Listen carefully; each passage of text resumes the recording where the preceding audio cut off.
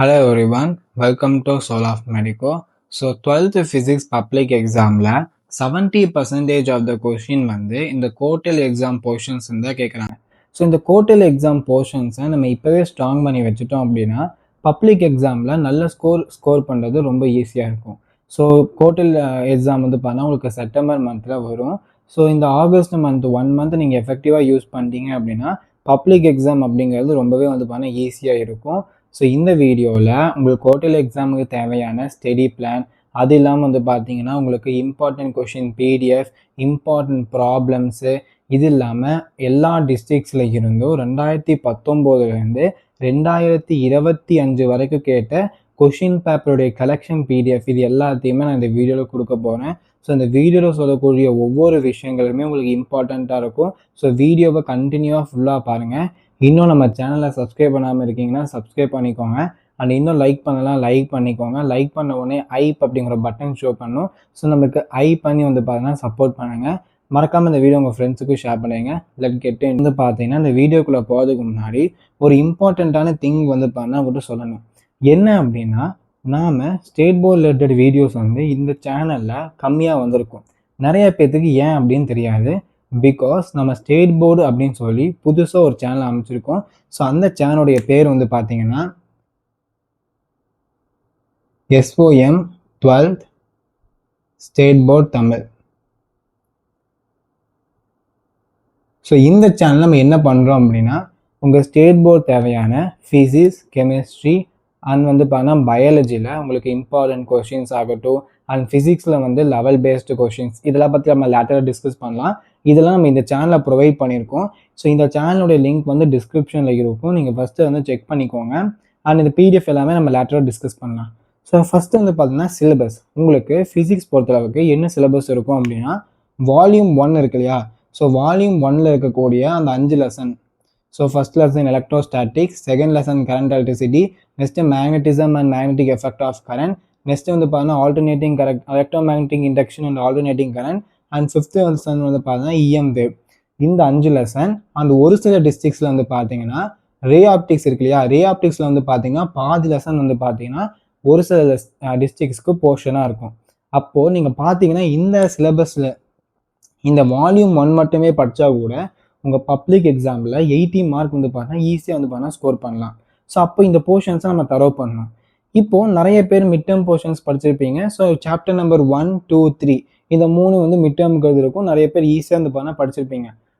இல்லை ப்ரோ, நான் வந்து இப்போ தான் வந்து குவார்ட்டர்லி எக்ஸாம் அப்போ தான் நான் ஸ்டார்ட் பண்ணுறேன், எனக்கு ஏதாவது ஒரு வழி சொல்லுங்கள், நான் மிட் டேர்ம்லலாம் சரியாக ப்ரிப்பேர் பண்ணல அப்படின்னா நான் என்ன சஜஸ்ட் பண்ணுவேன் அப்படின்னா, இந்த first lesson, second lesson, 4th lesson, 5th lesson, இந்த 4 லெசன் ஆச்சு நீங்கள் அட்லீஸ்ட் வந்து பார்த்தீங்கன்னா கம்ப்ளீட்டாக ஃபுல்லாக டாப் டு பாட்டம் நான் சொல்கிறதெல்லாம் படிச்சிடணும்.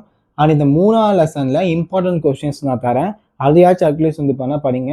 ஸோ இதை நீங்கள் கம்ப்ளீட் பண்ணிட்டீங்க அப்படின்னாவே உங்களுக்கு மோர் தென் எனஃப். ஸோ இப்போ வந்து இம்பார்ட்டன்ட் கொஸ்டின்ஸ் வந்து எப்படி டெவலப் பண்ணுறது அப்படின்னு சொல்லிட்டு நீங்கள் டெய்லி எப்படி ஒரு டேவை வந்து பிரித்து படிக்கலாம் அப்படிங்கிற நான் சொல்கிறேன். ஸோ இம்பார்ட்டன்ட் கொஸ்டின்ஸ் வந்து பார்த்தீங்கன்னா நம்ம ஒரு புது வெப்சைட் க்ரியேட் பண்ணியிருக்கோம். ஸோ அந்த வெப்சைட்டோட லிங்க் வந்து பார்த்தீங்கன்னா வேணும்னா இந்த கமெண்டுடைய செக்ஷனில் வெப்சைட் அப்படின்னு கமெண்ட் பண்ணுங்கள். நம்ம வெப்சைட்டோட லிங்க் ப்ரொவைட் பண்ணிடுவோம், ஓகேங்களா? ஸோ அந்த வெப்சைட்டில் உங்களுக்கு ஃபிசிக்ஸ் அப்படிங்கிற சப்ஜெக்டில் போனீங்கன்னா உங்களுக்கு ஒவ்வொரு லெசன்லேயும் நம்ம 2 PDF அப்லோட் பண்ணியிருப்போம். ஒரு PDF என்ன அப்படின்னா லெவல் பேஸ்டு கொஷின்ஸ் அப்படின்னு சொல்லி ஒரு PDF அப்லோட் பண்ணியிருப்போம். இன்னொரு பிடிஎஃப்ல வந்து பார்த்தீங்கன்னா டெரிவேஷன் நோட் இருக்கும், ஓகேங்களா? டெரிவேஷன் நோட்ஸ் இருக்கும். இப்போது இந்த லெவல் பேஸ்டு கொஷின்ஸ் தான் நம்ம இம்பார்ட்டன்ட் கொஷின்ஸ். இப்போ நீங்கள் லெவல் பேஸ்ட் கொஷின்ஸை டெவலப் பண்ணிங்கன்னா உங்களுக்கு 2 மார்க்காக இருந்தாலும் சரி, 3 மார்க்காக இருந்தாலும் சரி, 5 மார்க்காக இருந்தாலும் சரி, 3 லெவலாக நம்ம வந்து பார்த்தீங்கன்னா பிரிச்சிருப்போம். லெவல் 1, லெவல் 2, லெவல் 3 அப்படின்னு சொல்லி. இதில் லெவல் 1 அப்படின்னா என்னென்னா, லெவல் 1 இருக்கக்கூடிய கொஷின்ஸ் எல்லாம் யாராக இருந்தாலும் சரி, ஸ்லோ லேர்னராக இருந்தாலும் சரி, டாப்பராக இருந்தாலும் சரி, இல்லைன்னா ஆவரேஜாக படிப்பாக இருந்தாலும் சரி, இந்த 11 இருக்கக்கூடிய கொஷின்ஸை எல்லாரும் கண்டிப்பாக எந்த ஒரு கொஷினையும் ஒமிட் பண்ணாமல் எல்லா கொஷின்ஸுமே படிக்கணும். அதுதான் வந்து level 1 question, very very important questions. அப்போது நீங்கள் ஒரு ஸ்லோ லேர்னராக இருக்கீங்க, ஏன்னா நிறையா கொஷின்ஸ் படிக்க முடியாது அப்படின்னா அட்லீஸ்ட் வந்து பார்த்தீங்கன்னா லெவல் 1 ஆச்சு படிங்க. உங்களால் பாஸ் மார்க் அப்படிங்கிறது ஸ்கோர் பண்ண முடியும். இல்லை ப்ரோ எனக்கு கொஞ்சம் நல்ல மார்க்ஸ் ஸ்கோர் பண்ணணும், ஆனால் இப்போதைக்கு எனக்கு படிக்க டைம் இல்லை, ஸோ இப்போதைக்கு கொஞ்சம் கொஷின்ஸ் அதிகமாக இருந்தால் கூட பரவாயில்ல, நான் கொஞ்சம் மேனேஜ் பண்ணிப்பேன் அப்படின்னா லெவல் 1 அண்ட் லெவல் 2 கொஷின்ஸ் வந்து பார்த்தீங்கன்னா படிங்க. அதே மாதிரி நான் சென்டம் எடுக்கணும், எனக்கு கண்டிப்பாக சென்டம் வேணும் அப்படின்னா level 1, level 2, level 3 3 level of கொஷின்ஸ்மே நீங்கள் வந்து பார்த்தீங்கன்னா படிக்கணும். ஸோ இதோடைய பிடிஎஃப் வந்து நம்ம வெப்சைட்டில் அப்லோட் பண்ணியிருக்கோம், நீங்கள் அதை வந்து செக் பண்ணி பார்த்துக்கலாம். அண்ட் வந்து பார்த்தீங்கன்னா டெரிவேஷன் நோட்ஸு, ஸோ ஒவ்வொரு லெசனுக்கும் நான் எழுதுன டெரிவேஷன் நோட்ஸ் வந்து பார்த்தீங்கன்னா பிடிஎஃபாக உங்களுக்கு ப்ரொவைட் பண்ணியிருக்கேன். ஸோ அதையும் நீங்கள் வந்து பார்த்தீங்கன்னா டவுன்லோட் பண்ணி வந்து பார்த்தீங்கன்னா யூஸ் பண்ணிக்கலாம். எல்லா 5 மார்க்ஸோட டெரிவேஷன்ஸ் அந்த நோட்டில் வந்து பார்த்தீங்கன்னா கவர் பண்ணியிருப்பேன்.